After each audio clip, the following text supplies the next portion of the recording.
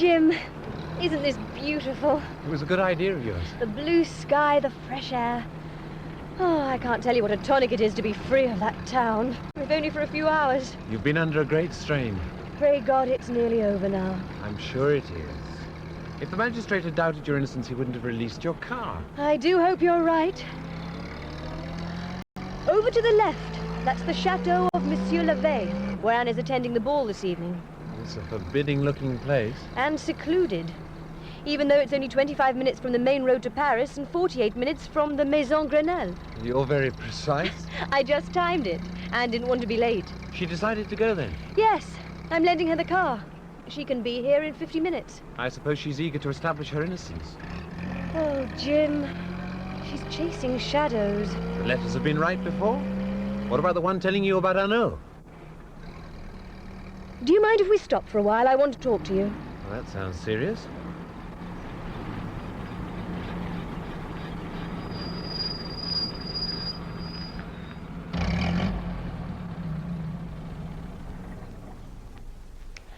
About Anne. We must be practical. You've become very fond of her, haven't you? Yes. If she could get to England, they couldn't bring her back, could they? They haven't enough evidence. Run away, you mean? It would be like pleading guilty. She needs time, that's all. Time for the necklace to be traced, for Cladel's murderer to be found. Or would she consent to go? She has already. Jim, she ought to go at once and as secretly as possible. Yes. Arnaud's convinced of her guilt. I suppose he is. We know he is. He was on the point of arresting her yesterday. We can make sure anyway. Hmm? I asked him point blank last night. And he gave me the strangest answer. What did he say? He told me to visit the church of the Notre Dame and read from the facade whether Anne was guilty or not. Notre Dame? That's terrible. Why? I'll show you.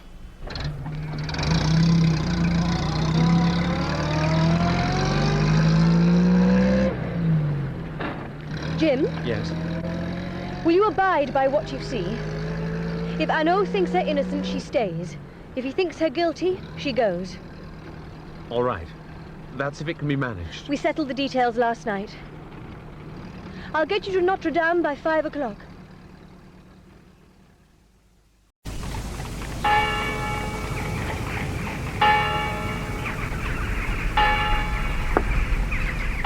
This is the church of Notre Dame. My God. The message is easy to read. Yes, a representation of the Last Judgment. With the damned rising in torment from their graves. I'm sorry, Jim. All those tortured faces. Listen, you know I don't believe for a moment in Anne's guilt, but... She must go. That's clear. And as soon as possible. Tonight. We've made the arrangements. She will leave from Levet's after the ball. She'll be in Paris by morning and London tomorrow night, safe. How can I help? By keeping Arnaud occupied at the Grand Taverne. The Grand Taverne? You know about that? All Dijon knows about it. It's hard to keep a secret in a small town. Waiter, another box, please, for monsieur. Oui, monsieur. You are in high spirits this evening, my friend. Well, why not?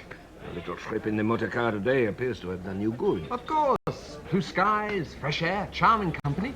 We went to the Val Yes, I Tezon. know where you went. Eh? You lunched at the crossroads with the Route Nationale to Paris.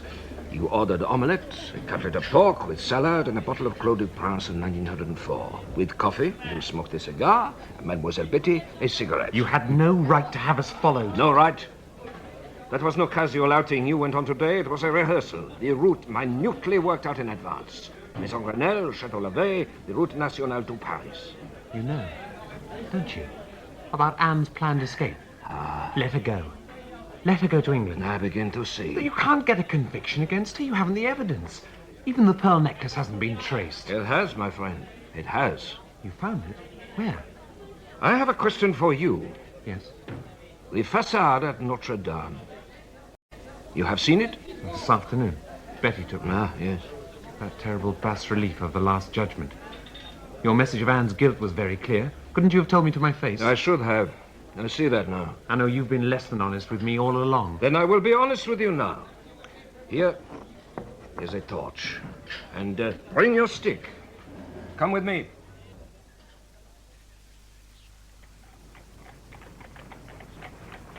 Do you know where we are? I have a fairly good idea. We're near to the street of Charles Robert. That's the Maison Grenelle, just over there. And this is the Hôtel de Prévisard. Impressive. It was built by Etienne Bouchard de Grenelle during the reign of Louis XV to house a joyous lady of the province, Madame de Prévisard.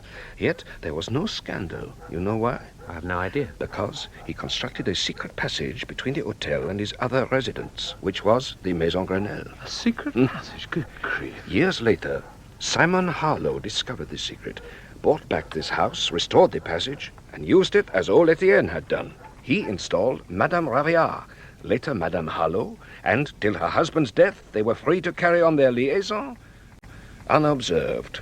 The house looks unoccupied. After their marriage, the Harlows left it just as it was, a monument to their passion. Come. There is a garden at the back. We will enter the house from there.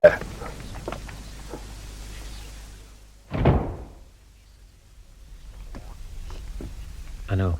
Is this strictly legal? Follow me. Pitch black in here. I can't see a thing. Use your torch, but sparingly. It would be fatal to advertise our presence now. Shh. What's that sound? It's a clock ticking. Oh, no doubt. In an empty house? This way. Hello, wait for me.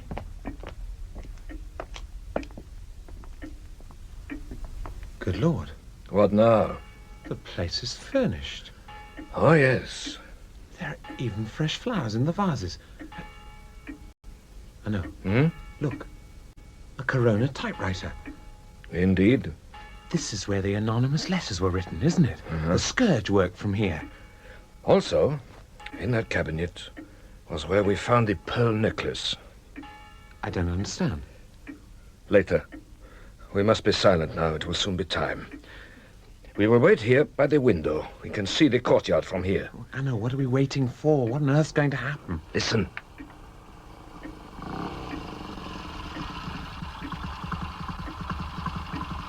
It's a motorcycle and sidecar. It's pulled up in the courtyard. What else? There are two men. Yes? They're lifting something out of the sidecar. It's a sack. They're bringing it into the house. Get behind the curtain and keep silent. Some of the weight, Devon, damn you. I can't manage it on my own. They're coming this way. It's a Spinoza. This isn't my job. I should have been away from here by now. It was agreed. And Tavernet. It's not my fault she got suspicious and wouldn't drink the coffee. If she had, she'd have been easier to handle. This is awful. How did I ever come to get in so deep? Greed like me. Yes, well, I don't relish being an accessory to murder. You are already. Remember, Cladel? I was supposed to delay them, Espinosa, and I did. Yes, for 2 minutes. If I'd been given more time to You think. bungled it. The police were at the door. Anyway, you're in it up to the neck, just as I am. So give me a hand. She's heavy. Where are we putting her? In there. Well, come on, open the door.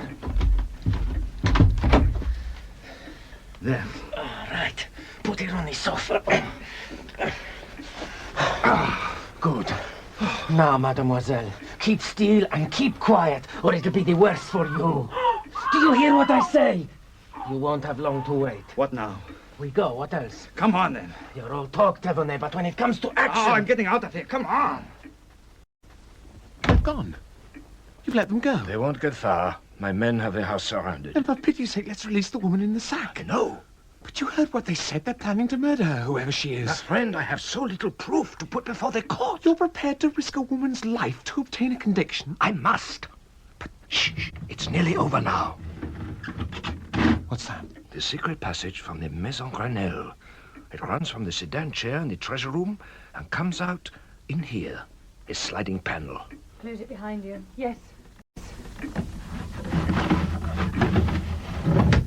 There are two of them. Turn on the light. At once. Francinola And then we can give our full attention to Mademoiselle. and Betty Harlow. Oh, no. That's better.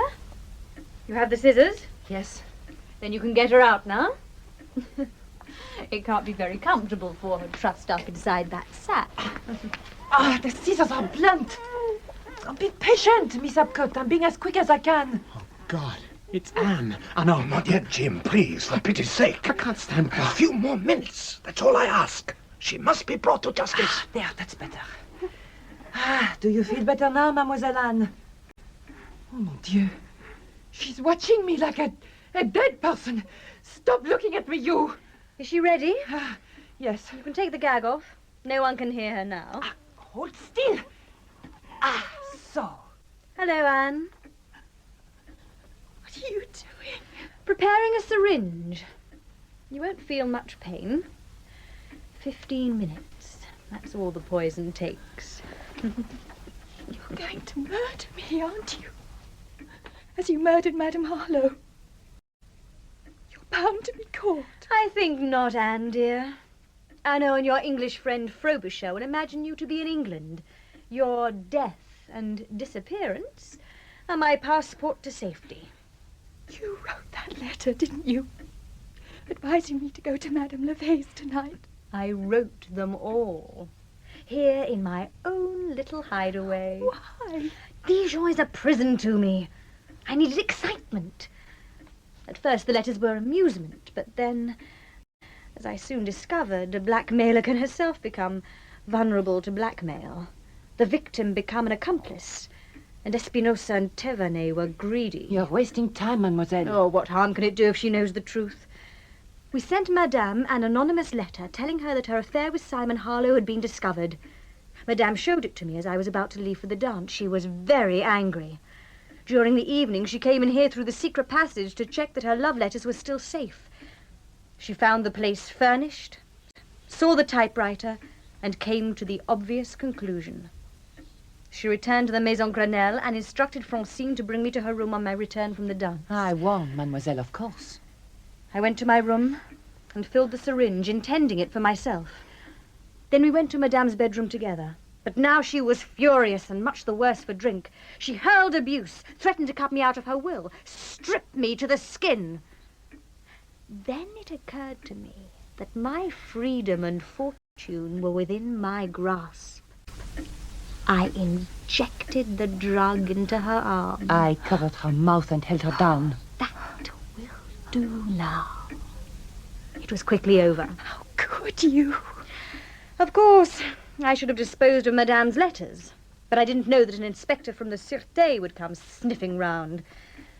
I had to think fast. Shift the guilt onto you. Burn the letters, hide the arrowhead in your room, remove the pearl necklace. My life was suddenly full of excitement. Anyway, Anne, it seems you lose again. Oh, no. 15 minutes, that's all. And tomorrow Espinosa will put you under one of the stone flags in the kitchen.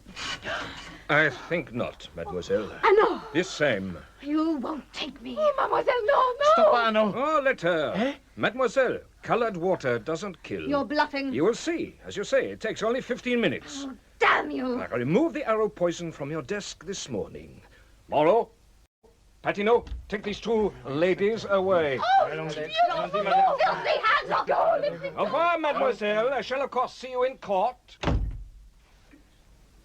Anne, are you all right? Oh, Jim, thank God you came. Nothing to fear now. I owe you an apology, Mademoiselle Anne. I never from the beginning believed you guilty, but this last week, only by pretending I did, could I protect you from Miss Harlow. I understand. I would not have subjected you to this evening's events if I had known the cruelty with which you were to be handled.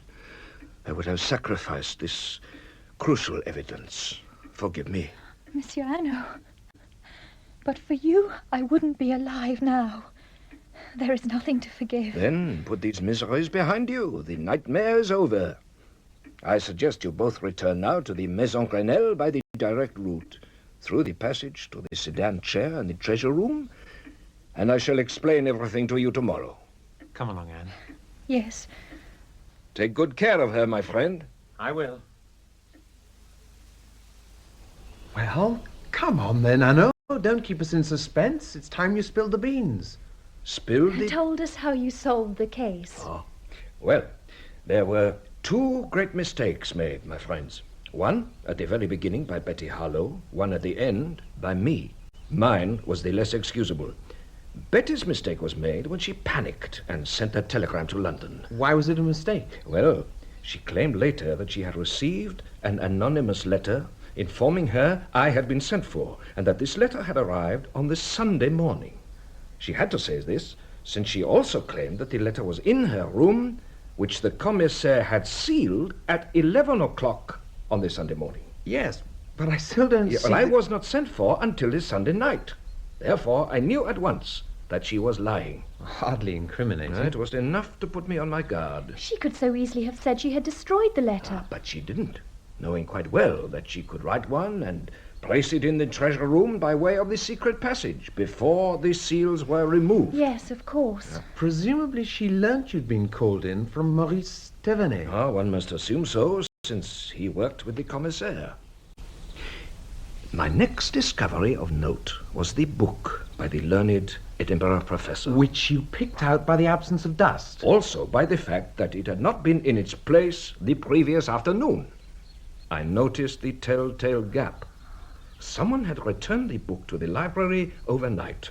Again, not incriminating in itself, but when the wretched Waberski, who is of course totally innocent in the affair, said that he had seen Betty Harlow at the shop of Jean Cladel, my suspicions were roused more than ever.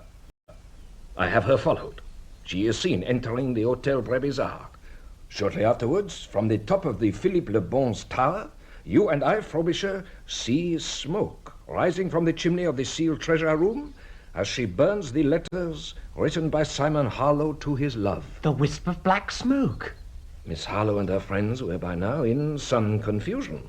They murdered Cladel to prevent his testimony, and in the hope of recovering the arrowhead from his shop. Which they failed to do. In desperation, Betty attempted to incriminate you, Mademoiselle Anne, finally arranging your escape to London, which, had it been successful, would have brought all our investigations to a sudden halt. Horrible.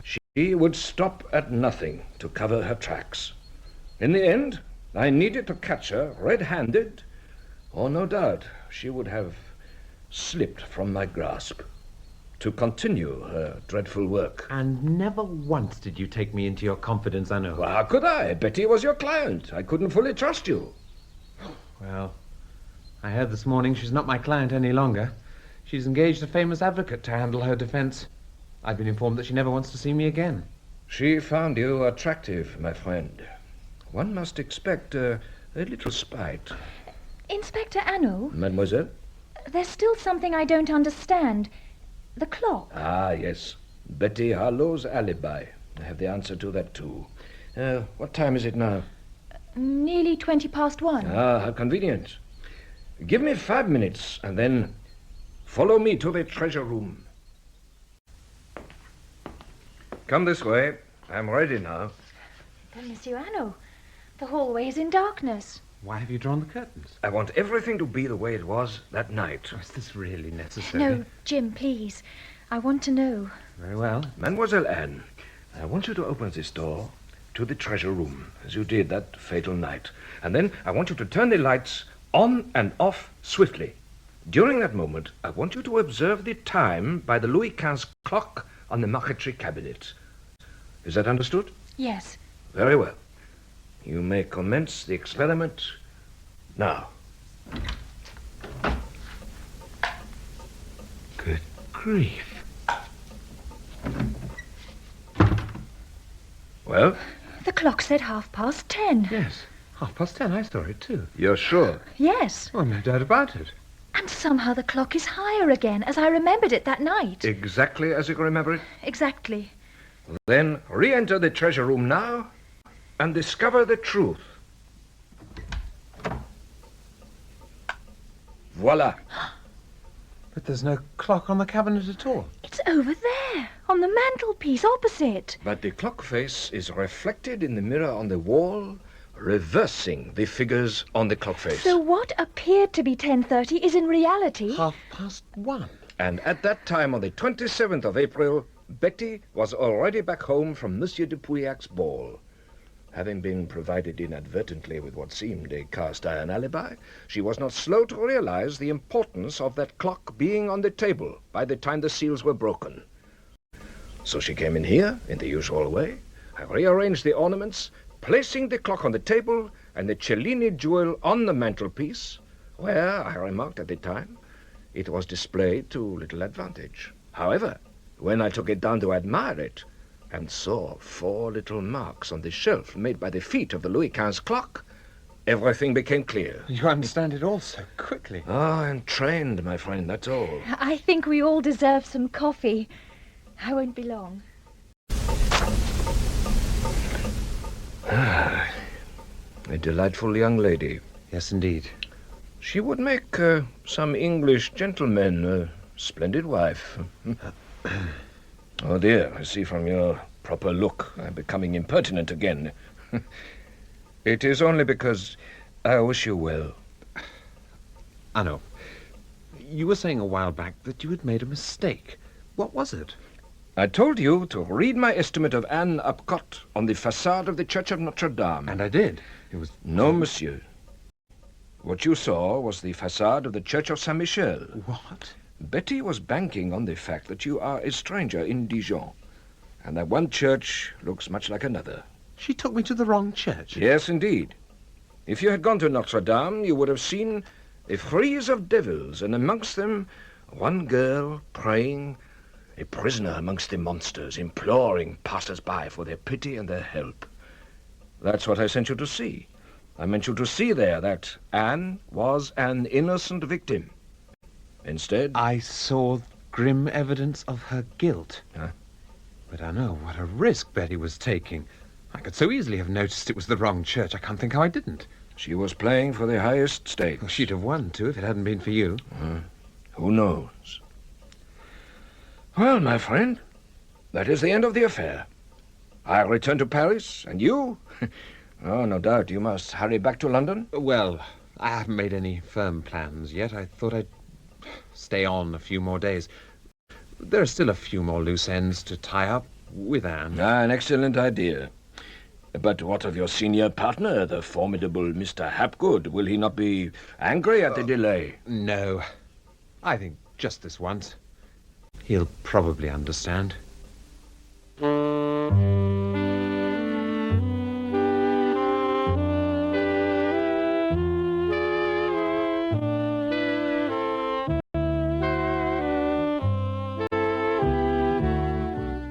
That was The House of the Arrow. It was adapted by Alan Downer from the novel by A.E.W. Mason. Inspector Anno was played by Richard Pascoe. Jim Frobisher, Benedict Blythe. Betty Harlow, Moya Leslie.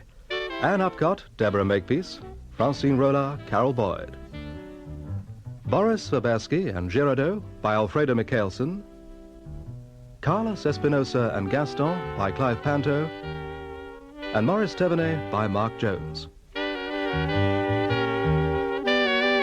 The music was composed and directed by Terence Albright, and the play was directed by Christopher Venning.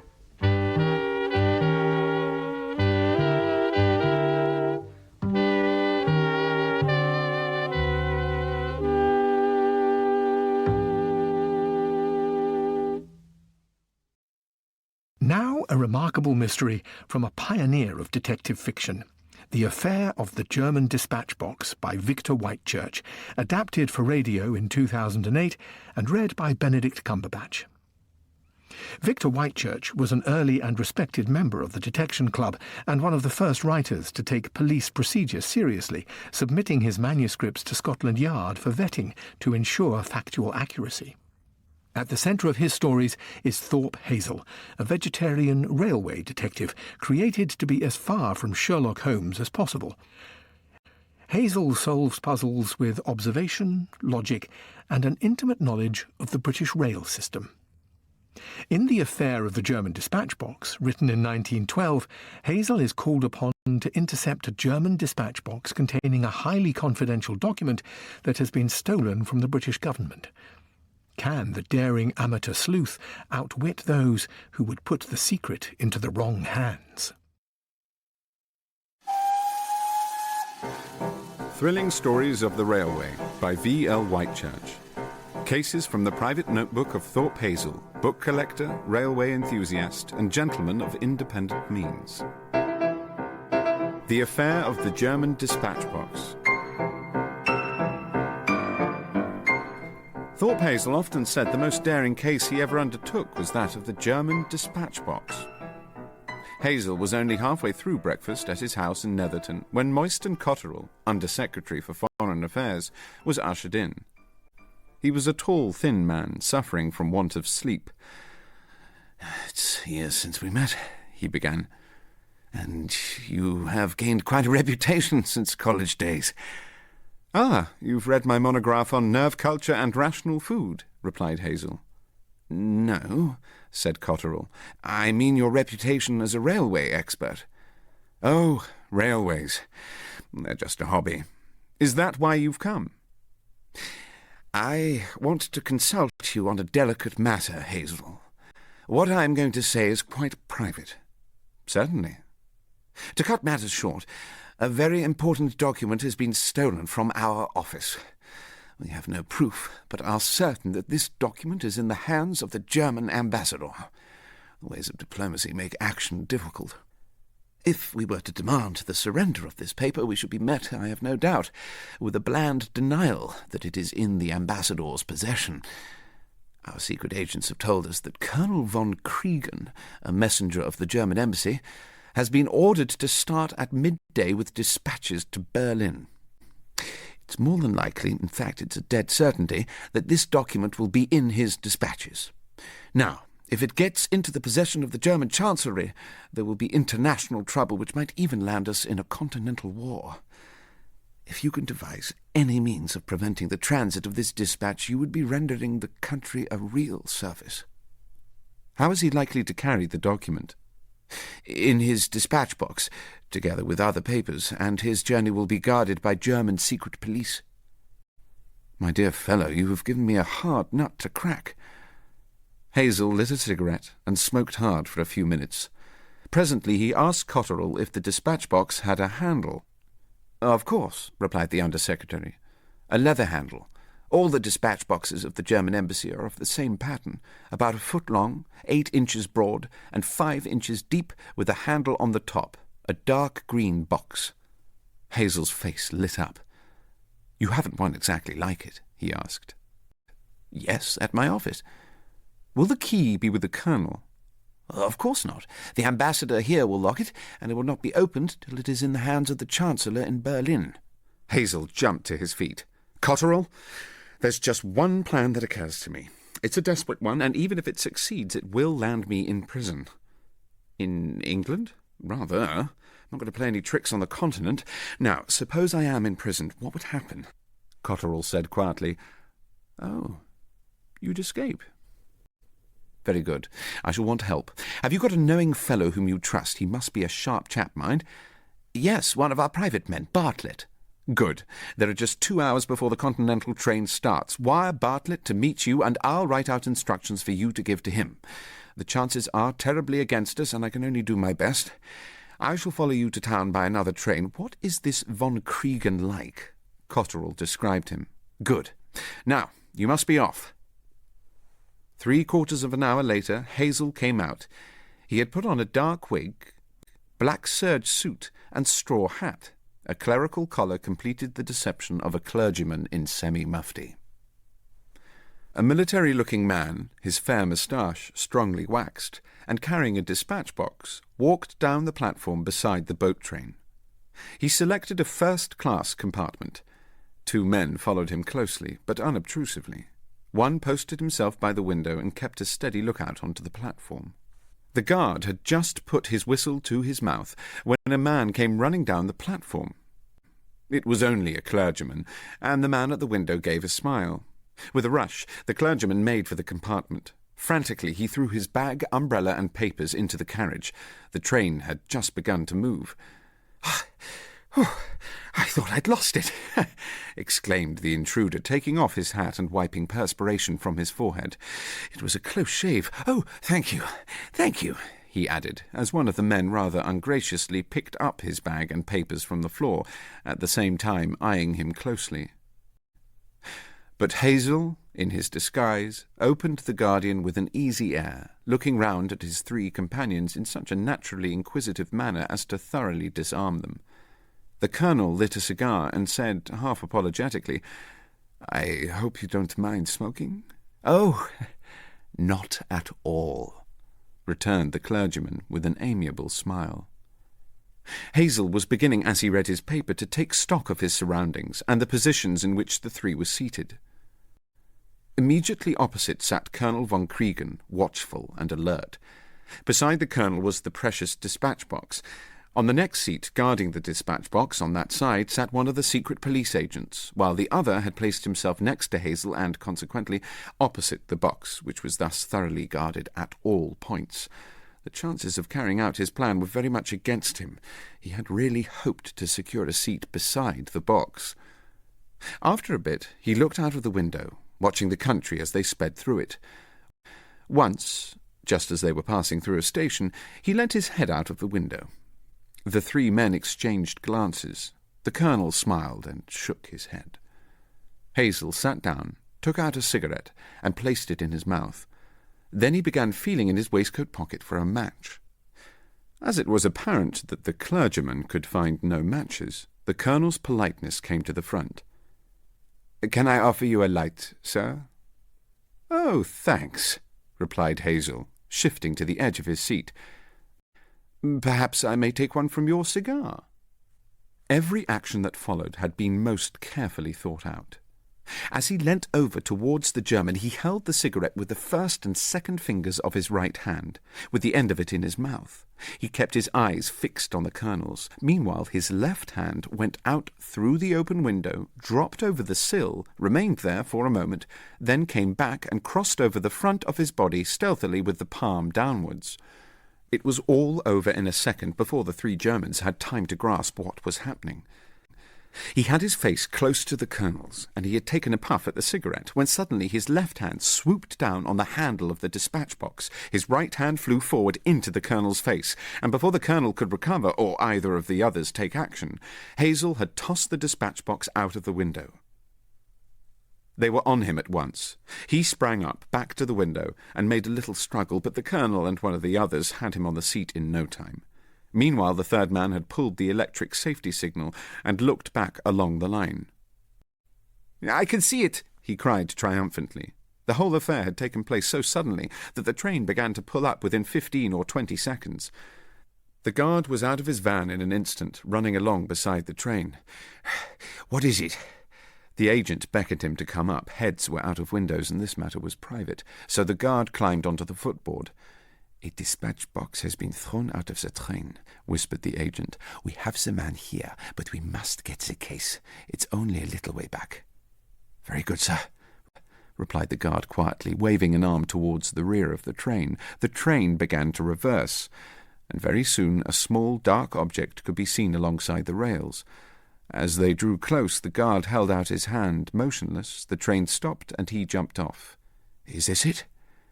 "Yes," exclaimed the colonel. "Thank you, guard. Here's something for your trouble. We'll hand the fellow to the police at Dovehalven."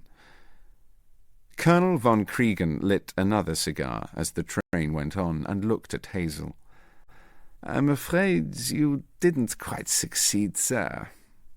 Who put you up to this?" "I accept the entire responsibility," replied Hazel. "Failure and all. I have only one favour to ask. Will you allow me to eat my lunch?" "Oh, certainly," replied the colonel.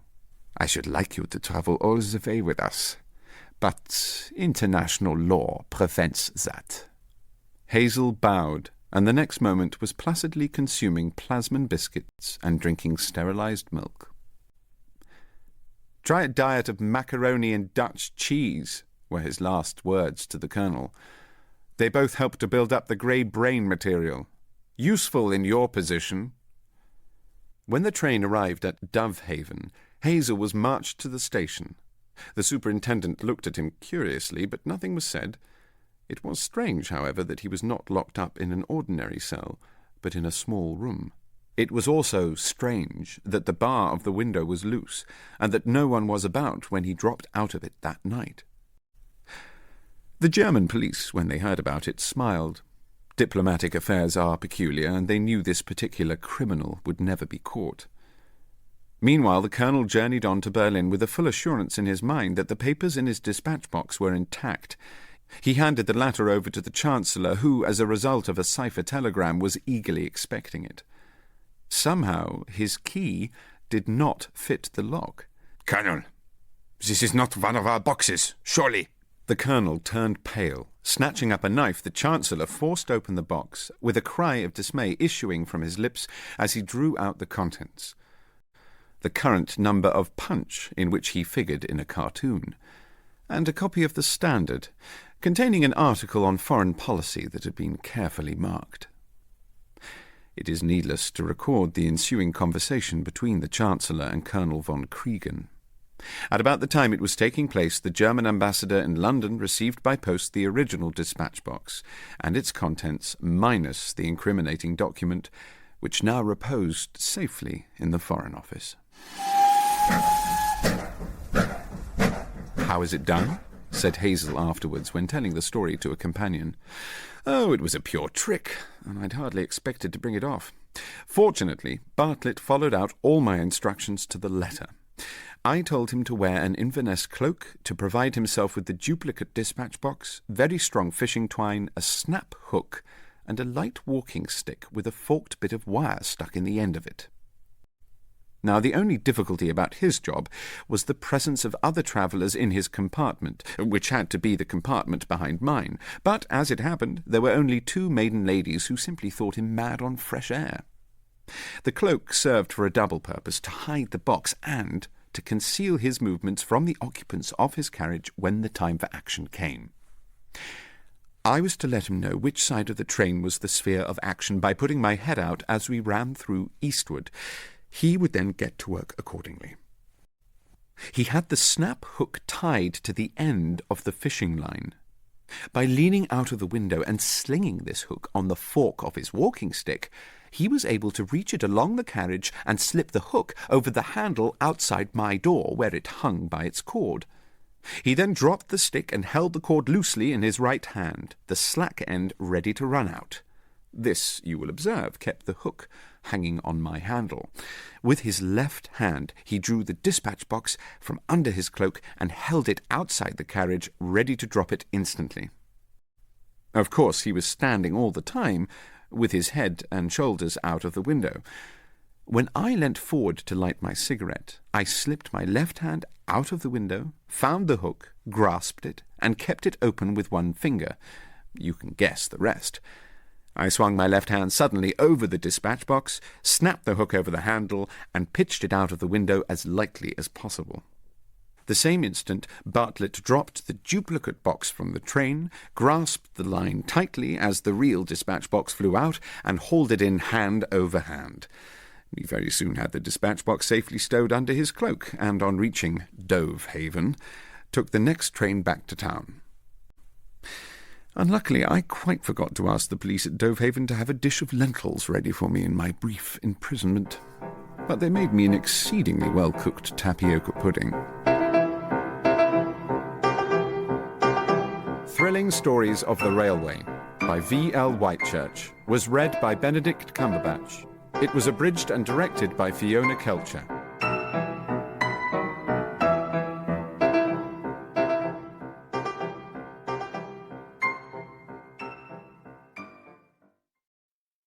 Our next programme is The Ringer by Edgar Wallace, a tense thriller from one of the great popular storytellers of the early 20th century.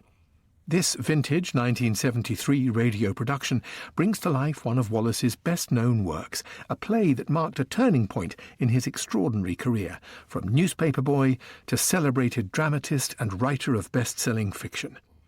Adapted from his 1925 novel The Gaunt Stranger, The Ringer was an immediate success when it opened at Wyndham's Theatre in London in 1926. At the heart of the story is the anti-hero, Henry Arthur Milton, better known as The Ringer, a legendary assassin and master of disguise who was believed to be long dead.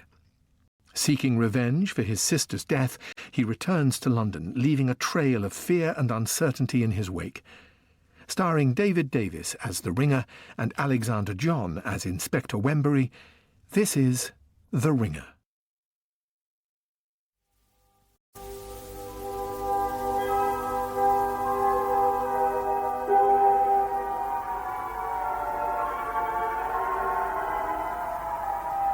The fog was so thick in Deptford that night, they were forced to feel their way by railing and wall. Flanders Lane, Deptford, a place where police went in couples. Sounds of 1925, when a gaunt stranger haunted the riverside of Deptford, a man wanted for murder, and under cover of fog, escaped justice and fled the country.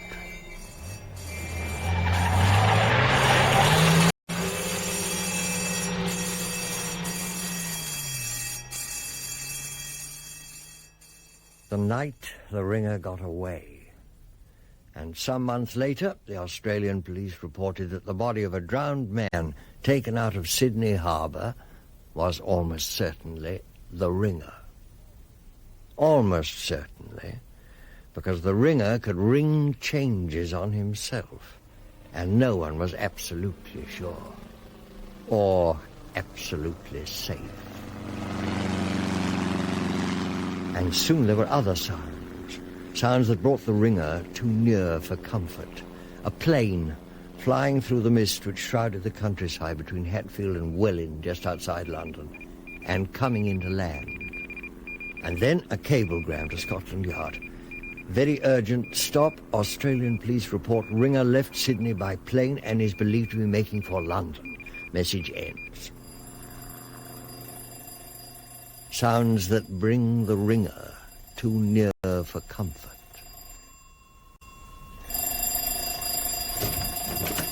Bliss? Inspector Bliss, you deaf?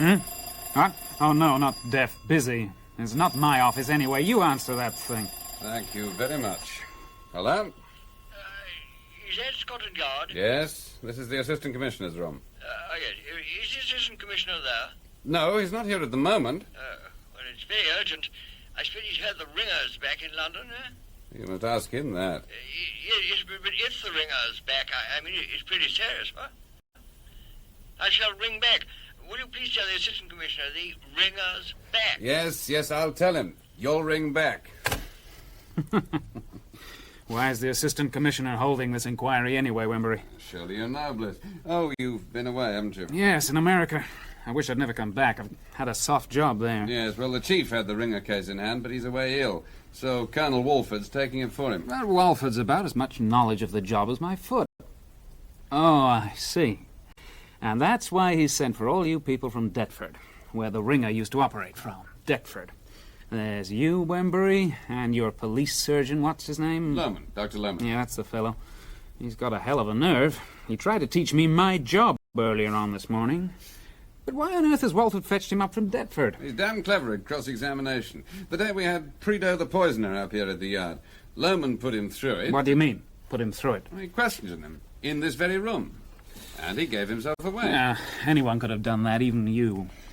You're damned offensive, Bliss, but I suppose you can't help it. So now we're to have all the brains from Deptford, just because... Because Deptford, my division, happens to be the one place the Ringer... The Ringer. Why not call him Henry Arthur Milton and have done with it?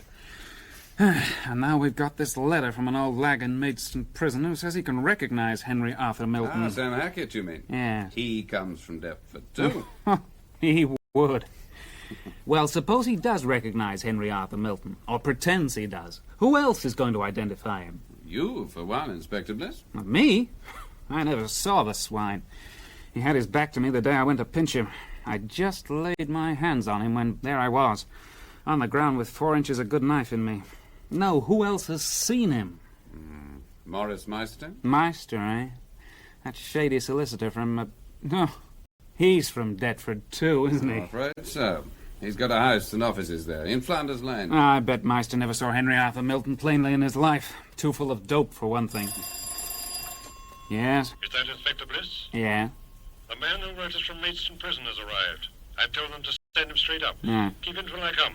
I shan't be long. Right, sir. Walford's sending Hackett straight up. You'd better show him in, Wembury. Thank you very much. Yes, I remember Sam Hackett.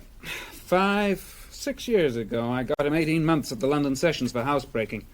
He's a born liar. What was his last sentence? 3 years. He served his full term, too. He tried to escape. Not been out long. This'll be him now. Hello, Sam. Hello, Mr. Wembury. You're looking bright and healthy. How's all the family? There isn't a family, Sam. Oh, you policemen get about, too. Why did you try to escape, you fool? You'd have been out before this. Well, a man's a fool to go to stir, but he ain't no fool trying to get away, believe me. Morning, sir. Morning. You remember Mr. Bliss? Bliss? Yeah. You've changed a bit, ain't you? Now, Hackett, will now, you... you've lost a lot of your hair, You shut your ugly mouth. Yeah, that's more like you. Talking about illegitimate children, how are Now, you? listen to me. Behave yourself. To America, ain't you, Bliss? Is that why you've changed? I wouldn't have known you. Is Hackett here? Yes. Come on, up to the desk, Hackett. This is Colonel Walford. Morning, sir. Nice pitch you've got here, sir. All made out of thieving and murdering. Yes, well, Mr. Hackett, we had a letter from you when you were in prison. Now, where is it? Oh, here it is. Yes. Dear sir, this comes hoping to find you well and all kind friends at Scotland Yard. When I wrote that, I didn't know that Bliss here was back. There's a lot of talk about the ringer down here, him that was drowned. Drowned? What? Oh, yes. Him that was drowned in Australia. Dear sir, I can tell you a lot about him now that he's departed this life. Rip. What? I put that, didn't I, sir? R.I.P. I see, yeah. As I once see him, though only for a second, and I knew where he lodged. Is that true? Yes, sir. I lodged in the same house. Then you know what he looks like? What he did look like, sir, he's dead. No, he isn't. What's that? That doesn't matter. Not dead. The ringer alive. Good morning, thank you very much. What do you know about him? Nothing. No, look, I'll tell you the truth, sir, without any madam whatsoever. Without any what? Madam, telling the tale, sir. Nosing on a dead man's one thing, nosing on a live ringer's another. I know a bit about the ringer, not much, but a bit. And I'm not going to tell that bit. And why? Because I just come out of stir, and Meister's given me a job down at his house in Deptford. I'm his valet now, you see. Yes, we know Morris Meister has been very good to you, but if you can help us, we may be able to help you. If I'm dead, can you help me get alive? I don't nose on the ringer. He's a bit too hot for me. I don't believe you know anything. What you believe don't interest me, Bliss. Now, come on. If you know anything, tell the Commissioner. What are you afraid of? What you're afraid of. He nearly got you once. What? That don't make you laugh. Shut up, Hackett. I'm very sorry, sir. I think I'd come up here this morning under what is termed a misapprehension. Goodbye, everybody. Now, here, wait. Let him go. Let him go. The door, Wembury. Morning, sir. Morning, Bliss. We'll meet you at the assizes as usual. Morning, Mr. Wembury. This way, Sam. Orange, make car. He never saw the ringer, sir. I don't agree, Bliss. His whole attitude shows that he has. Wembury, is Morris Meister here yet? Oh, yes, sir. He's been in the waiting room some little time. Bring him in. Yes, sir. Morris Meister of Flanders Lane, Deptford, eh? I wonder Wembury hasn't caught that man. He's the biggest fence in London. It's difficult. Search warrants aren't issued against solicitors except on definite complaints. Yeah. And Meister was a big man once before he came to live in Deptford. He's still one of the best art critics we've got, and he plays the piano like a master. Yeah, it's a pity he seems to have gone all to pieces since Gwenda Milton's death. Gwenda Milton, yes. Here he is. Yeah. Good morning, Mr. Meister.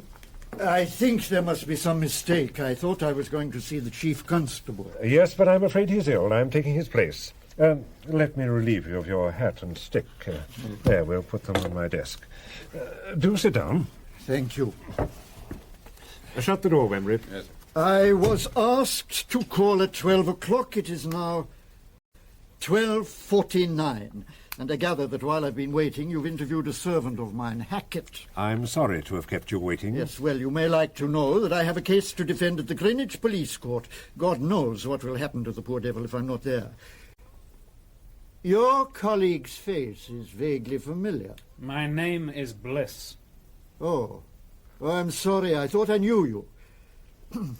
It's a little unusual, is it not, to summon an officer of the Royal Courts of Justice to Scotland Yard? Now, Mr. Meister, I'm going to speak very frankly. That is why I brought you here. Brought is not a word I like, Mr. Walford. Mr. Walford. Colonel Walford. I'm sorry, Colonel Walford. As to frankness, you cannot be too frank with me. Thank you. Now, Mr. Meister, you're a lawyer with a large clientele in Deptford. Yes. There isn't a thief in South London who doesn't know Mr. Meister of Flanders Lane. You're famous both as a defender of hopeless cases and as a philanthropist. Thank you. A man commits a burglary and gets away with it. Later, he is arrested. None of the stolen property is found. He is apparently penniless. Yet you not only defend him personally in the police court and through eminent counsel at the Old Bailey, but during the time the man is in prison, you support his relatives. Mere humanity. Oh, yes, I'm sure of that. Now, Mr. Meister, I'm not going to suggest that somebody who has access to the prisoner in a professional capacity has learnt where the proceeds of the robbery are hidden and has acted as his agent. I am glad you do not say that, Colonel Watford. Walford. Colonel Walford. If you had said that, I should have been extremely... I'm not insisting on it, I tell you. The money comes from somewhere, Meister. I am not curious. But sometimes you don't support your clients with money. You take their relatives into your employment. I help them in one way or another. When a convict has a pretty sister, for example, you find it convenient to employ her. You have a girl secretary now, a Miss Mary Lenley. Yes, Miss Lenley is outside waiting for me in the car now, if you wish to speak to her. Not just for the moment. Now, Miss Lenley's brother, Johnny Lenley, went to prison for 3 years on information supplied to the police by you. It was my duty as a citizen. Quite so. But 2 years ago, Miss Lenley had a predecessor, a girl who was subsequently found drowned. You heard me? Yes, I heard you. Oh, it was a tragedy. I don't like even to think about it. The girl's name was Gwenda Milton. Gwenda Milton, yes. The sister of Henry Arthur Milton, otherwise known as the Ringer, the most brilliant criminal we have on our records, and the most dangerous. And never caught, Colonel, never caught. The Ringer left his sister in your care. Whether he trusted you with his money, I don't know. But he trusted you with his sister. Well, I treated her well. Was it my fault that she died? Did I throw her into the river? Be reasonable, Colonel. Why did she end her life? How should I know? I never dreamt she was in any kind of trouble. And yet you made all the arrangements for her at the nursing home. That is a lie. That didn't come out of the inquest. Nobody knows but Scotland Yard and Henry Arthur Milton. But how can he know? He's dead. He died in Australia. The Ringer is alive. He's here. Here? Are you serious? Absolutely. I tell you, he's alive and here in London. But that can't be true. You wouldn't dare come here with a life sentence hanging over you. He's here, and I've sent for you to warn you. But why warn me? As I said, he had a sister. Well? And he had a friend who betrayed him. But his sister was merely a client of mine. Can't you tell me that? Yes, and as for Henry Arthur Milton, I never saw him in my life. I don't even know what he looks like. I knew the girl he used to run around with. An American girl. She was crazy about him. Where is she? Where she is, he is. She's in London, in this very building, at this very moment. Here? The Ringer wouldn't dare. If you know he's in London, why don't you take him, huh? What are you for? To protect people. Can't you get in touch with him? Can't you tell him that I know nothing about his sister? That I looked after her, was like a father to her? You, Inspector Wembury. Yes, Mr. Meister? You're in charge of the Deptford Division. You know I had nothing to do with this girl's death. I know nothing about it. The only thing I do know is that if anything happens to Mary Lenley, Don't you threaten me, Alan Wembury, just because you see more of my secretary, Miss Lenley, than is good for her. Listen to me, Mr. Meister. I've given you your warning. From now on, your house in Deptford will be under observation. You'll arrange that, Inspector Wembury? Yes, sir. And Mr. Meister. Yes, Mr. What did you say your name was? Bliss. Central Inspector Bliss. Yes. I was only going to suggest that you let some of your clients know your house is now under observation. The last person they'll want to see is a police officer. Have bars put on your windows, don't admit anybody after dark, and never leave the house by night except with a police escort. Yes, Inspector Bliss, I think I'll put Mr. Meister in your charge. Watch over him like a father. I will, sir. Colonel Walford, the day you take the ringer, I'll give £1,000 to the police orphanage. We don't want money so badly as that. Well, Mr. Meister, I think that is all. It's not my business to pass judgment on any man, but it's a dangerous game you're playing. Your profession gives you an advantage over other receivers. Receiver? I think you hardly realize what you are saying. Indeed I do. Good morning. You'll be sorry for that statement, Colonel. May I have my hat? Thank you. Look at the time, 5 minutes to 1. Hear me, I shall miss that train to Southampton. I thought you said Greenwich. What? Yes, Greenwich. This way, Mr. Meister. You're forgetting your stick, Mr. Meister. Oh, a sword stick, eh? You seem to be looking after yourself pretty well. Well, with so many police officers about, my stick, thank you. Good morning. He scarcely remembered leaving the Assistant Commissioner's office, but walked down the corridors and out into the yard like a man in a dream. Oh, Morris, there you are at last. Is anything wrong? Wrong? Wrong? No, nothing is wrong. Why? Get into the car, then. Yes.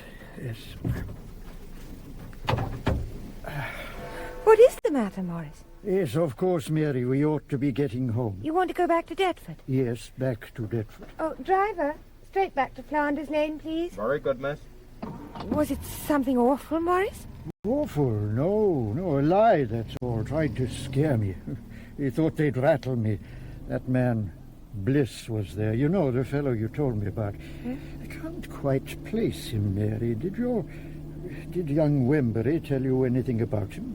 Only what I told you. But he comes from America, too, you mean? Yes. Did you see Hackett? Oh, yes, he came out about 20 minutes before you did. Got on a tram. He'll be home before us, I expect, with all this traffic. I wish I'd seen him before he left. I wonder what they asked him about. If you'll excuse me, Mary, I think I'll just take a sniff of my white powder. Oh, Morris, I wish you wouldn't. Why not?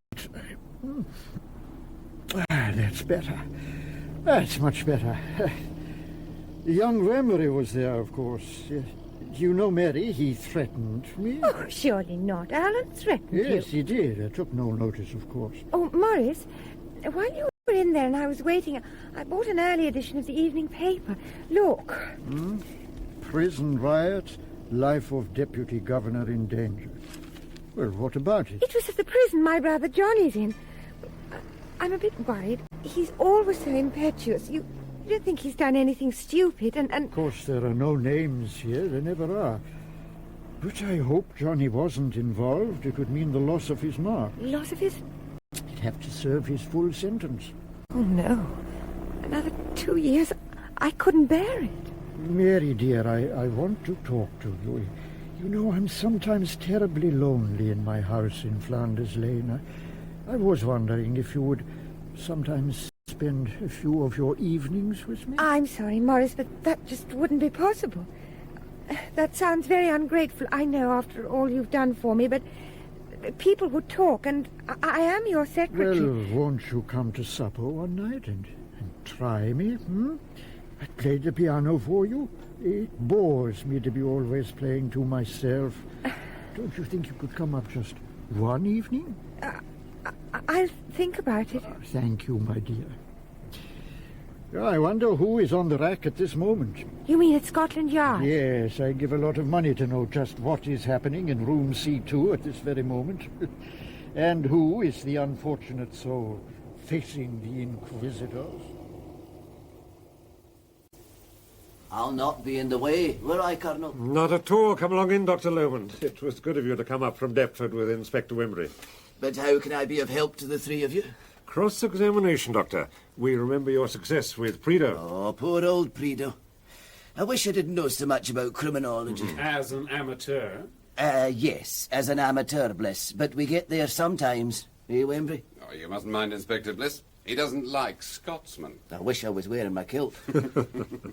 Well now, Colonel, who am I to cross-examine this time? A lady. I want you to find out something about her husband. Would she know? Do wives know anything about their husbands? I'm not so sure that he is her husband. Ah, then she would know. She'd know at any rate if it was somebody else's husband. Who is she? What is her real name, Wimberry? Cora Milton. She was born Cora Ann Barford. Cora Ann. Cora Ann. That's a coincidence. Why? I was hearing a lot about a Cora Ann a few months ago. That's not surprising, considering her reputation. What exactly do you want to know? I'll tell you.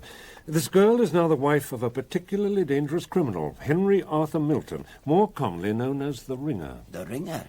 What does that mean? He's a man who rings the changes. But in Milton's case, he rings the changes on himself. Oh, I see.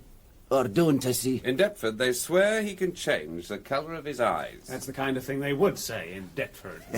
Bliss is at it again. No, there's no joke in it, Lomond. This man is brilliant. Colonel, there isn't such a thing as a brilliant criminal. All criminals are daft. That doctrine has been inculcated in me from a bairn. Oh, aye, toots. I will ignore that. What is he like? Can I see his photograph? I'll come to that in a minute. Now, here's his record. You don't want me, sir. I've got some real work to do. No, but I shall want to see you later, Bliss. Yes, right. Doctor, here's a job after your own heart. A man with your wisdom ought to catch the Ringer in a week. You know, sometimes I think it's folly to be wise. What do you mean by that? Well, when ignorance is bliss. Well, now, Doctor, the history of this man is a most peculiar one and will interest you. Eh? I have it all here in his file. In the first place, he's never been in our hands. The man is an assassin, but so far as we know, he's never gained a penny by any of the murders of which we suspect him. We know almost for certain that during the war he was an officer in the Flying Corps, a solitary man with only one friend, a lad who was afterwards shot on an ill-founded charge of cowardice made by his colonel, Chesterton Wisman. Now, 3 months after the war ended, Chesterton Wisman was stabbed to death in his flat. We suspect, well, indeed we are certain, the murderer was the Ringer, who had disappeared immediately after the armistice was signed. Didn't even wait to draw his gratuity. He was no Scotsman. He was never photographed in any of the regimental groups. We have only one drawing of him, made by a steward on a boat plying between Seattle and Vancouver, and it was on this boat that Milton was married. He's married, eh? Yes, there was a girl on the ship, a fugitive from American justice. She must have confided in Milton that she would be arrested on her arrival in Vancouver, for he persuaded the captain to marry them. She became a British subject and defeated the extradition law. It was a foolish, quixotic thing to do. Then he must be a Scotsman. And he's really a terror, eh? If people knew for sure this man was in England, there would be trouble. He killed old Overton, who ran a South American agency of a very unpleasant character. He killed Ataman, the moneylender, the man who ran the Flotsam Club, for the same reason. And Morris Meister, by the way, was in the house when that murder was committed. Milton left his sister in Meister's charge when he had to fly the country over the Ataman affair.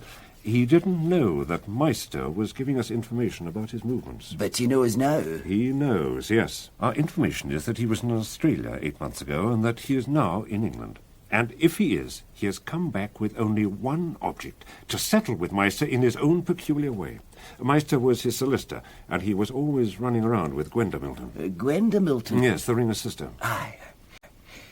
You say you have a picture of him? A pencil sketch only. Wembury, where is it? It's in the file, sir. Yes, here it is. You're joking. Why, I know this man. What? Oh, lordy, lordy, lordy. You know him, surely not. Oh, I don't say I know him, but I've met him in Port Said about 3 months ago. I was staying at one of the hotels when I heard that there was a poor European who was very sick in some filthy caravansary in the native quarter. Naturally, I went over and saw him. He was very sick. In fact, I thought he was going to peg out. And it was this gentleman. He'd come ashore from an Australian ship. By God, that's our man, sir. Did he recover? Oh, I don't know. He was delirious when I saw him. That's where I heard the names Cora Ann. I saw him twice. Would he be the ringer? Ah, no, it's not It possible. almost seems like it. I've an idea that he's not dead. Now, you may be useful, Doctor. If there is one person who knows where the ringer is to be found, it is Mrs. Milton. Cora Ann? Yes. Doctor, I've already told you how impressed I was with your cross-examination of Prideaux. I want you now to try your hand on this lady. Oh. Bring her up, Wembury. Straight away, sir. Now, here are the ascertainable facts about her movements. She returned to this country from Genoa on a British passport 3 weeks ago. She's staying at the Carlton. A British passport, you say. Is she married? Oh, there's no doubt about that, I think. Well, if my Egyptian friend is the ringer, I know quite a lot about this lady. He was rather talkative in his delirium. And I'm beginning to remember some of the things he told me. Now, let me think. Cora Ann. Cora Ann. Orchids. I've got it. Thanks a lot. And 2 more men to meet. Well, well. Good morning, Mrs. Milton. I asked you to come because I rather wanted my friend Dr. Lomond here to have a little talk with you. Why, isn't that nice? I'm just crazy to talk to somebody here in London. Oh, you haven't been long in London, Mrs. Milton. You've been abroad, haven't you? I certainly have, all abroad. And how did you leave your husband? Say, Mr. Wembury, who is this, Dr. Lomond? He's the police surgeon in my division. You don't say. Well, you know, Doctor, I won't see my husband again. I thought everybody had read in the newspapers. Poor Arthur was drowned in Sydney Harbour. You don't say. Oh, I'm sorry if it's a painful subject, but you see, your husband left this country hurriedly 2, or is it 3? 3. Thank you, Mr. Wembury. 3 years ago. When did you see him last? 2, or is it 3? Thank you, Mr. Wembury. 3 years ago. Now, Cora Ann. Listen, I got a handle to my name, Doctor. May I turn it and find out what tune you play? Now, I'll sit here if the Colonel will allow me. Now, carry on, Dr. Lomond, please. And Mrs. Milton will sit here beside me. Now, sit you down. Oh, very well. See from this note here, you saw your husband in Sydney. Well, what's the good of asking me if you know? You were in Sydney 3 months after he reached there. You called yourself Mrs. Jackson, and you registered at the Harbour Hotel. And whilst you were there, you were in communication with your husband. I never saw him, I tell you. No, you never saw him. I guessed that. He telephoned. You asked him to meet you.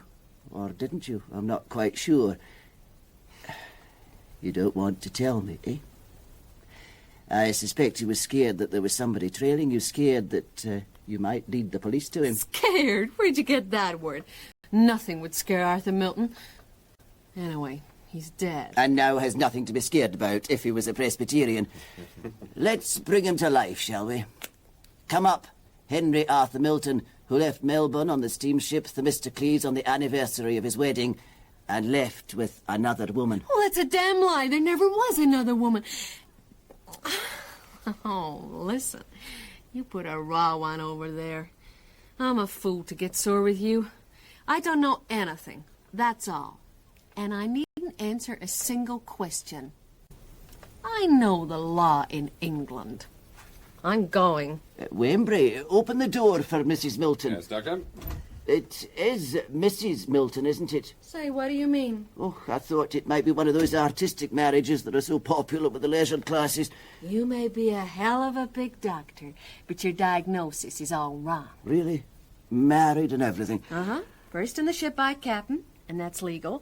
And then it's in Paul's Church, Deptford, to make sure a girl can't be too careful. St. Paul's, where is that, Wembury? Close to Morris Meister's place. Meister, do you know Meister? Is he still in that large old house in Deptford? Yes, he is. You know Deptford, Mrs. Milton? Well, sure. Deptford's a kind of hometown to me. Next to an ash pit, I don't know any place I'd hate worse to be found dead in. Folks over home talk about Limehouse and Whitechapel. They're garden cities compared with that hell shoot. But I was married there by a real reverend gentleman. Married, eh? Liars and married men have very short memories. He forgot to send you your favourite orchids. What do you mean? Oh, he always sent you orchids on the anniversary of your wedding, even when he was hiding in Australia. But this year he didn't. I suppose he forgot, Or possibly he had other uses for orchids. You think so? That's the kind of thought a man like you would have. Arthur thought of nobody but me. The only thing that hurt him was that I couldn't be with him. Once when I was in Melbourne, he risked everything just to see me in Collins. So he was in Melbourne when you were there, but he did not send you your orchids. Orchids? What do I want with orchids? I knew when they didn't come. That he had left Australia. That's why you came away in such a hurry. That's what I wanted to know, thank you. I'm beginning to believe that you're in love with your husband. Was I? I kind of liked him. Well, that is about all, I guess. You're not going to arrest me or anything? You're at liberty to go just when you wish, Mrs. Milton. Fine. Well, good morning, everybody. Or is it Switchboard. afternoon now? Send Inspector Bliss here to my room, please, at once. Love is blind. You met him, and you didn't recognize him. And do you think you'd know him if you saw him, Dr. Smarty? You want us to believe that he was so well disguised that he could venture abroad in Collins Street in daylight. Oh, no, Quran. It won't do, it won't do. On Collins Street? He'd walk on Regent Street in daylight or moonlight. Dare? If he felt that way, he'd come right here to Scotland Yard and never turn a hair. It's the sort of fool thing he would do.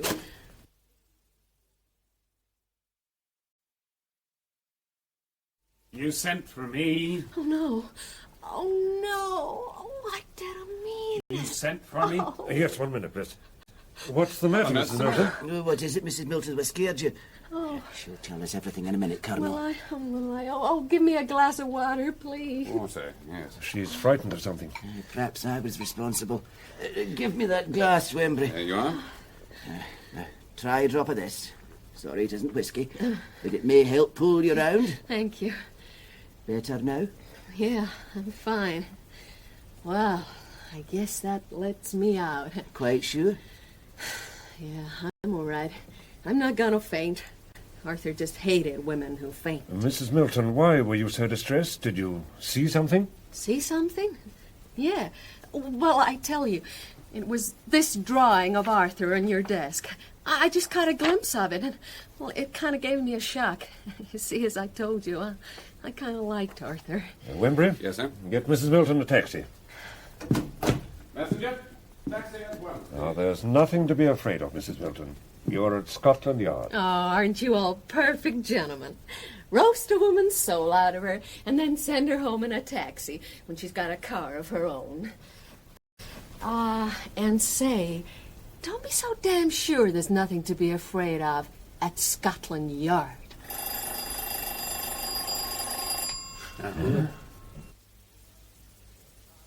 The sounds that brought the ringer too near for comfort.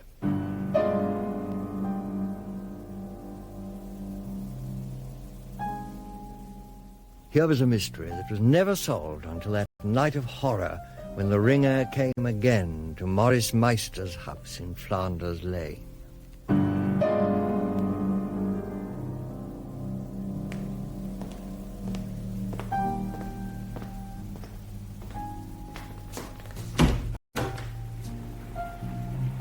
Is that you, Mr. Wembley? Yes, Sam. You bring the doctor with you? Yes, we're both here, but for God's sake, let us in, Sam. Playing like hell, I dear.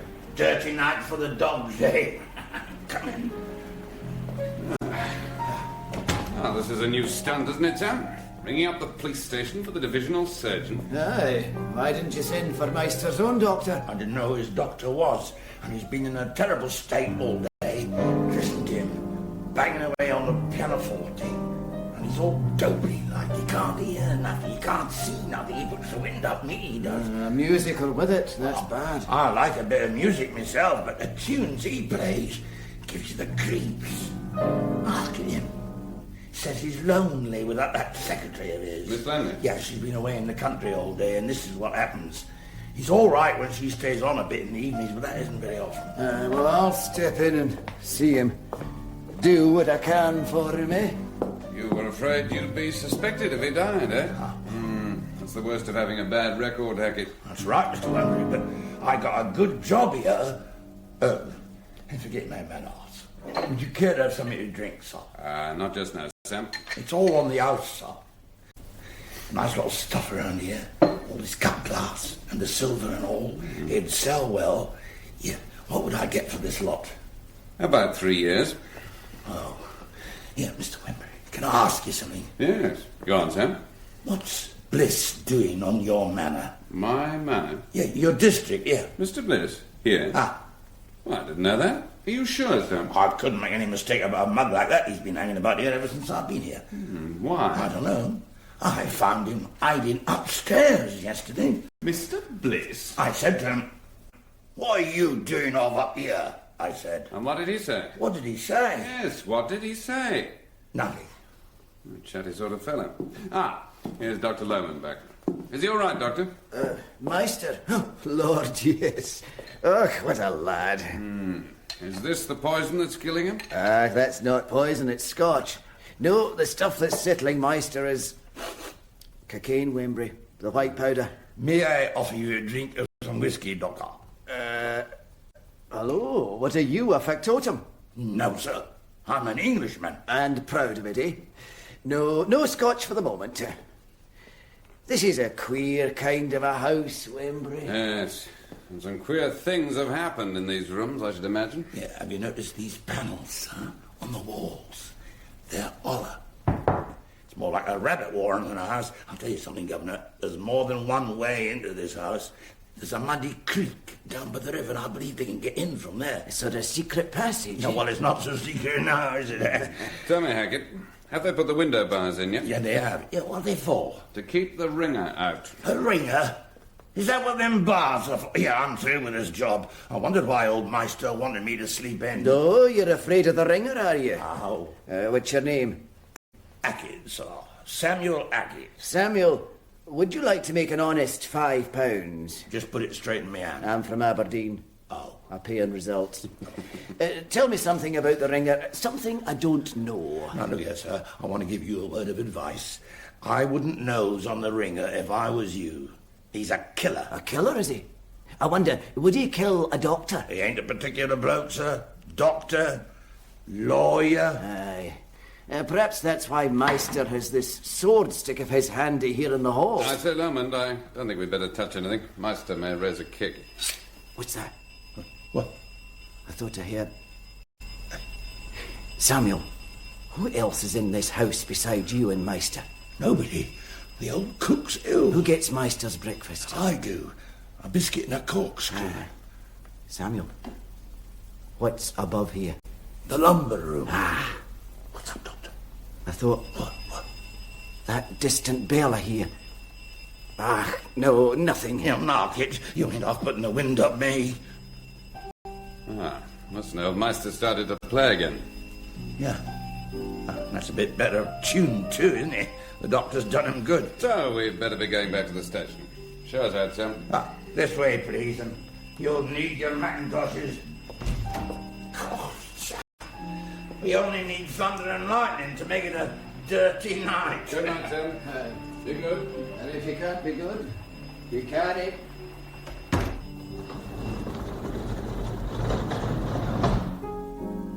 Anyone about? Who? God, Joseph. Johnny Lenley. How did you get in? Through the front door. You opened it? Here. It's all right. I'll close it now.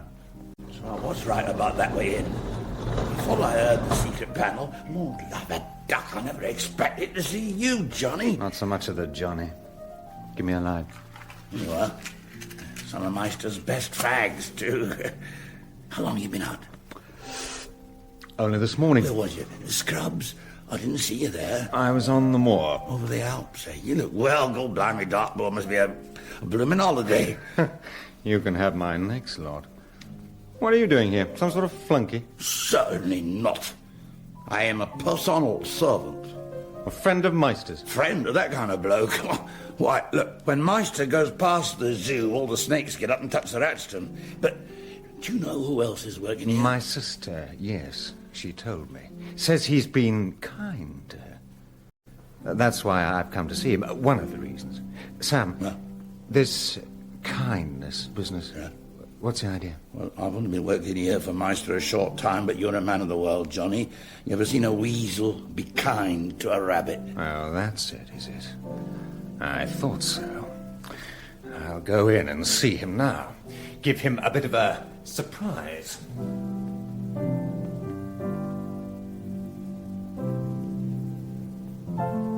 Morris.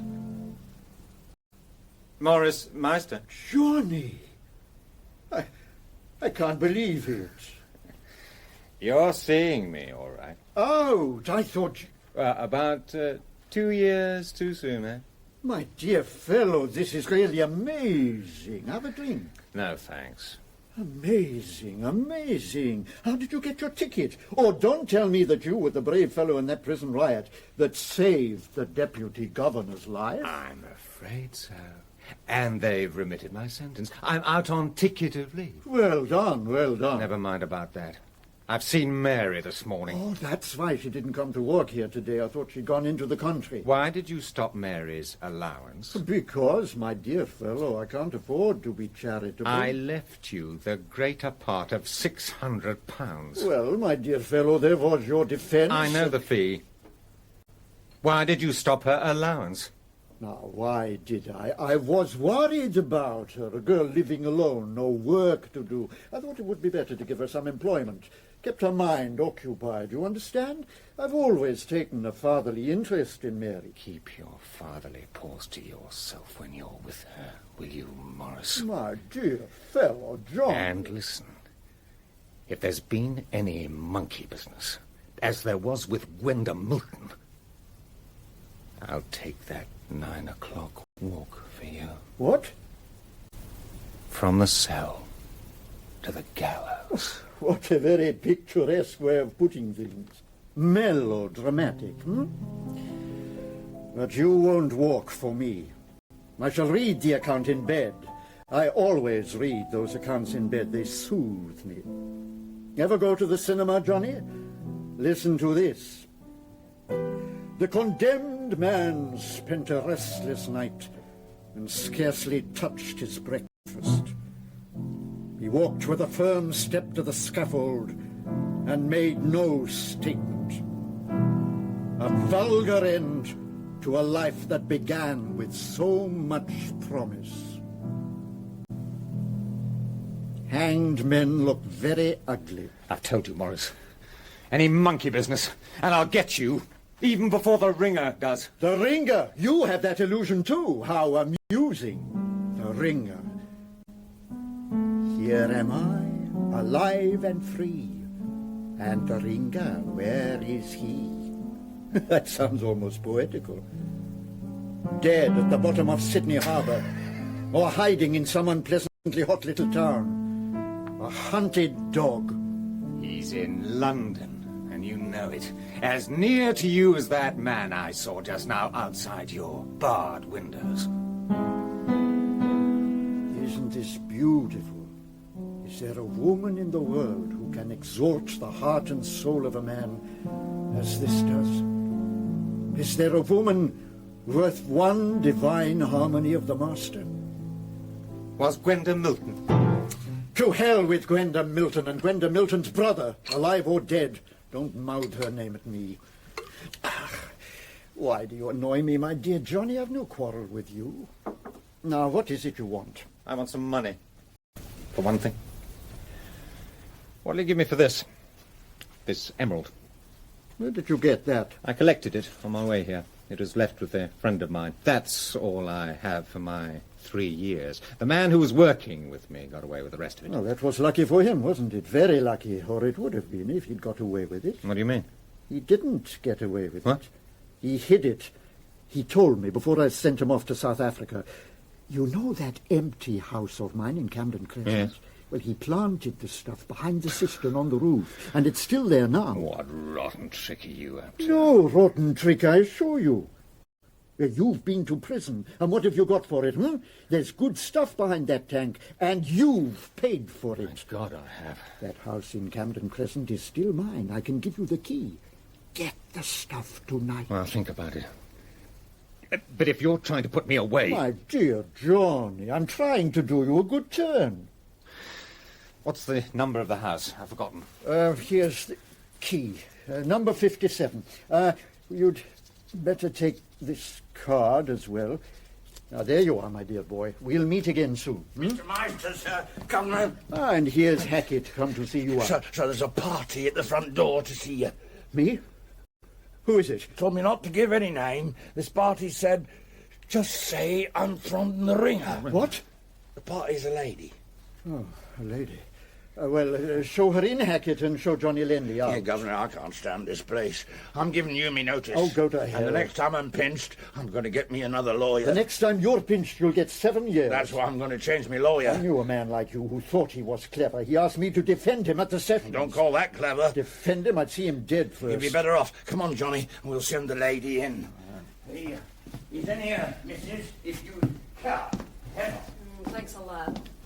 Why, it's Cora Ann. Mrs. Arthur Milton to you. You're prettier than ever. Come and sit down, my dear. And where is your dear husband? I suppose you think that because you're alive, he's dead. Did it take you long to think that out? So this is the abode of love. I never knew Gwenda. I wish to God I had. How Arthur worshipped that sister of his. If only he'd trusted me with her as he trusted you. I heard about her suicide. Poor kid. When I was on my way to Australia, I flew back from Genoa by plane. Oh, but why didn't you wire me if I'd only known? Meister, you're a paltry liar. What? Now listen. I know something. Why don't you go away? Out of the country. Go somewhere where you can't be found. Take another name. You're a rich man. You can afford to give up this hole. Trying to frighten me out of England. He'll get you, Meister. That's what I'm afraid of. That is what I lie in bed and think about. And it's awful, awful. My dear little girl, don't worry about me. You say if I could lift my finger to save you from hell, I wouldn't. It's Arthur I want to save, not you.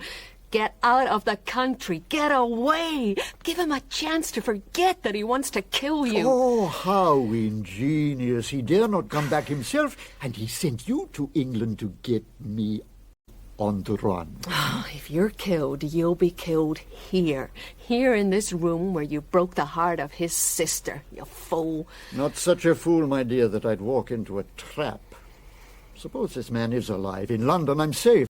In the Argentine, he'd be waiting for me. And if I went to Australia, he'd be waiting for me. And if I stepped ashore in Cape Town... No, little Cora Ann. You can't catch me. Very well, Meister. Then perhaps you'll see me to the door. Of course, my dear. I only hope the rain has stopped. No, I've got my car outside. Oh, you seem to be well protected here, at least. These bolts. No, one can't be too careful. No, don't come out. You'll only get wet. Goodbye. Good night.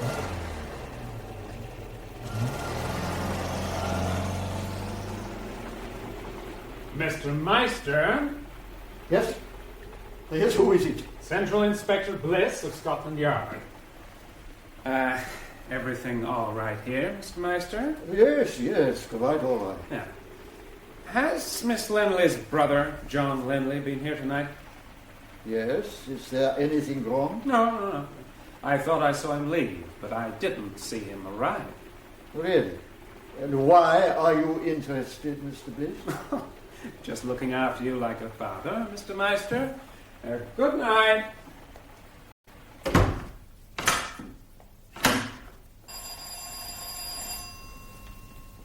Yes, coming. Where's Hackett got to, not answering the phone? Hello, yes. Boris, it's Mary here. Mary Lenley. Oh, yes, Mary, my dear. I've missed you all day. I understand you've seen your brother. Yes, he's terribly suspicious. Suspicious? Well, I wish he had something to be suspicious about. Boris, I shan't be able to stay tomorrow evening. That's what I'm ringing Oh, now, about. don't be silly. You can't have your life governed and directed by Johnny. Besides, he looks like being in prison again soon. What do you mean? Well, Johnny he's really rather a naughty boy. I've tried to hide things from you, but it's been awfully difficult. Hide things from me? What things? Well, I don't want to tell you. Maurice, you must. Well, what do you think the young fool's done, Only put his name to a cheque for £400. I've got the cheque here. Oh, can't you destroy it? Well, yeah, yes, I suppose I could, but I'm a lawyer, Mary. I don't like destroying evidence, and Johnny's been here to see me tonight, and he's been very vindictive.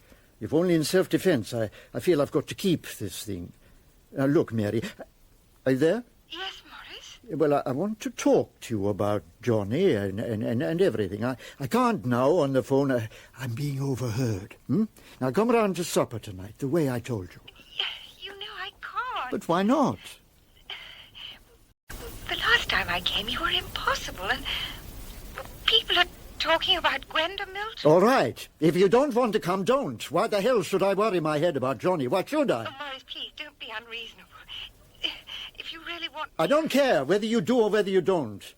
So I'm not going on my knees for you or any other woman. Now go away and live in the country, Mary. But Johnny won't go with you, believe me. Maurice, all right, I'll come tonight. You know I will.